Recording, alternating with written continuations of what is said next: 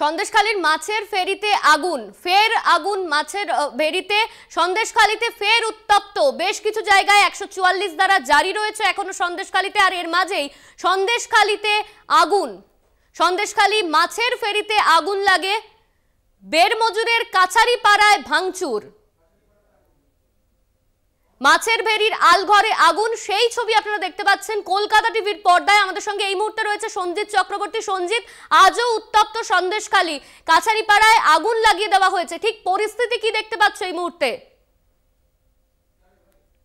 2 নম্বর গ্রাম পঞ্চায়েতের গতকালই ঝুপখালিতে কিন্তু উত্তেজনা তৈরি হয়েছিল। ফের আজকে সকালবেলা ঠিক পাশে তার 5 কিলোমিটার দূরে যে তোমার রয়েছে কাছারি পাড়া রয়েছে, সেখানে যে শেখ শাহজাহান একদা ঘনিষ্ঠ তার ভাই, যে পেশায় একজন কক ডাক্তার, তার সেই ডাক্তারের যে মেচোগিরি ছিল, মেচোগিরি একটি টোং ছিল, সেই টোঙে আগুন, হঠাৎই আগুন দেখতে পায় স্থানীয় বাসিন্দারা।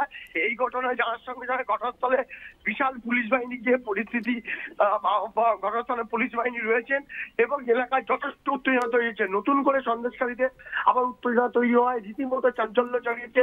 ঘটনাস্থলে বিশাল পুলিশ বাহিনী আসছে পরিস্থিতি নিয়ন্ত্রণে রাখার জন্য। এখনো পর্যন্ত যেটা জানা গেছে যে কারা আগুন লাগালো, কিভাবে আগুন লাগালো, সেটা কেউ কিন্তু বুঝতে পারছে না। এখন ঘটনাস্থলে পুলিশ গিয়ে তদন্ত শুরু করবে।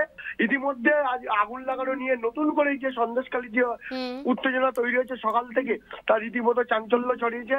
এখনো পর্যন্ত যে এই মেচোগেরি, বেশ কয়েক বিঘা মেচোগেরি শেখ শাহজাহানের ভাই, অর্থাৎ পেশায় একজন ডাক্তার সিরাজউদ্দৌলা, তার এই মেচোগেরিতেই কিন্তু যে টোং ছিল, সেই টোং ছিল মাঝে মাঝে, সেখানেই কিন্তু আগুন লাগে এবং টোঙের একটা টোং, মাছের ভেরির আলঘরে আগুন লাগানোকে কেন্দ্র করেই ফের উত্তেজনা সন্দেশখালীতে। ধন্যবাদ তোমায় সঞ্জিত, আমাদের সঙ্গে ছিলেন আমাদের প্রতিনিধি সঞ্জিত চক্রবর্তী।